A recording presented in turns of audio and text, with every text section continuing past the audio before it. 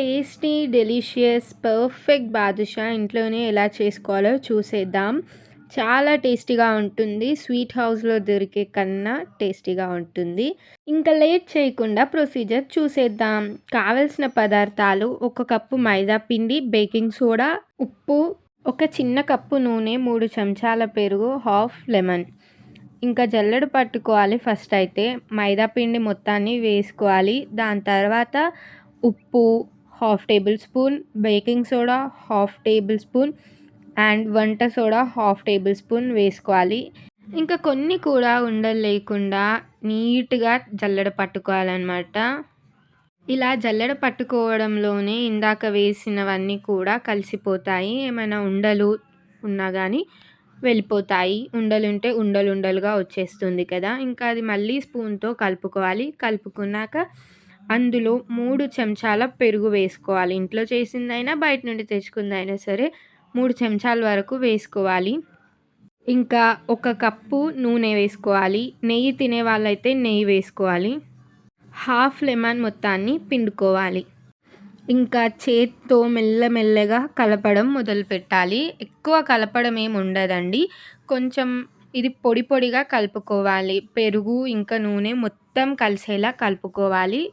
పొడి పొడిగా చేసుకున్నాక కొన్ని కొన్ని వాటర్ యాడ్ చేసుకొని చపాతీ పిండి కన్నా కొంచెం మెత్తగా వచ్చేలా తడుపుకోవాలి. నూనె వేసాం కాబట్టి ఎలాగూ సాఫ్ట్‌గా అయిపోతుంది. అస్సలు ఒత్తుకోకూడదు గట్టిగా. జస్ట్ ఒక దగ్గరికి చేర్చుకోవాలి పిండి మొత్తం. ఎక్కువ కలిపితే అస్సలు కుదరదు. ఎంత తక్కువ కలిపితే అంత వస్తాయి.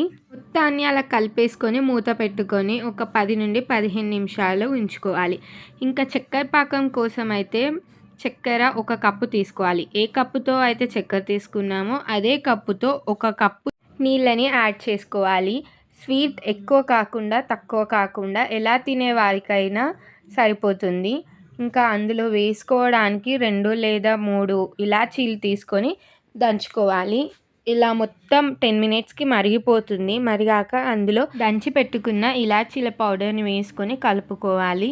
పాకం మాత్రం తీగలా రాకుండా జస్ట్ చేతికి జెల్లీలా అంటుకున్నట్టు వస్తే చాలు.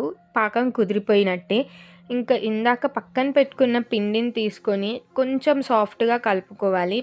పిండి ఇంకా సాఫ్ట్‌గా అయ్యి ఉంటుంది. ఇంకా మనకు కావాల్సిన సైజులో, అంటే ఉడుకుతుంది అని అనిపించేంత సైజులో, నేనైతే ఇక్కడ చిన్నగానే తీసుకున్నాను.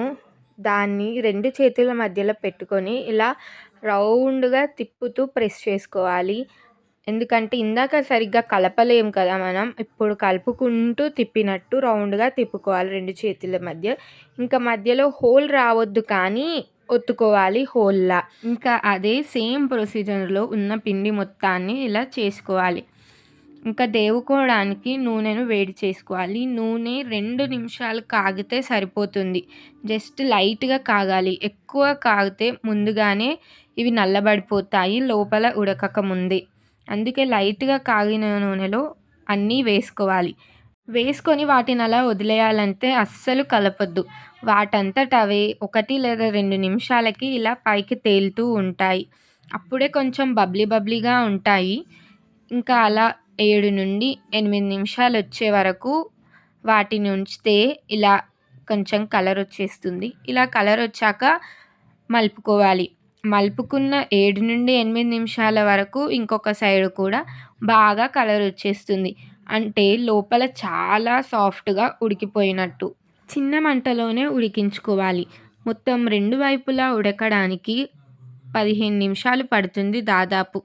ఇంకా ఇందాక కాసిన పాకంలో వేసుకోవాలి. పాకం గోరువెచ్చగానే ఉండాలి. కొంచెం వేడిగా ఉన్నా పర్వాలేదు. కానీ చల్లగా మాత్రం అస్సలు ఉండకూడదు. ఒక 5 నిమిషాలు సరిపోతుంది.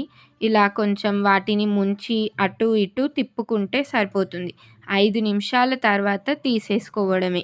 15 నిమిషాలు ఉడికిన బాదుషాలో 5 నిమిషాలు చక్కెర పాకంలో స్నానం చేస్తే సరిపోతుంది. జ్యూసీగా తయారైపోతాయి.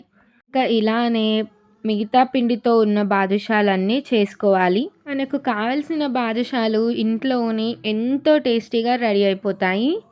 5 నిమిషాల తర్వాత వీటిని తీసేసుకోవడమే. కొంచెం పిండితో ఎక్కువ బాదుషాలే వచ్చాయండి. ఇంకా మొత్తానికి మన బాదుషా రెసిపీ అయితే కంప్లీట్ అయిపోయింది. చూడండి ఎంత జ్యూసీగా వచ్చాయో, చాలా వచ్చాయి. అస్సలు ఇలా కుదురుతుంది అనుకోలేదు. ఇలా ట్రై చేసి చూడండి, చాలా వచ్చాయి. మా ఇంట్లో వాళ్ళమైతే ఎంతో ఇష్టంగా తిన్నాము. ఏ స్పెషల్ సెలబ్రేషన్ ఉన్నా బయట నుండి తెచ్చుకోవడం కంటే ఇంట్లోనే ఇలా స్వీట్స్ ప్రిపేర్ చేసుకుంటే నచ్చినట్లు సాటిస్ఫాక్షన్ ఉంటుంది చేసింది, అండ్ సెలబ్రేషన్ కూడా కంప్లీట్ అవుతుంది. వీడియో నచ్చితే do like, share and subscribe.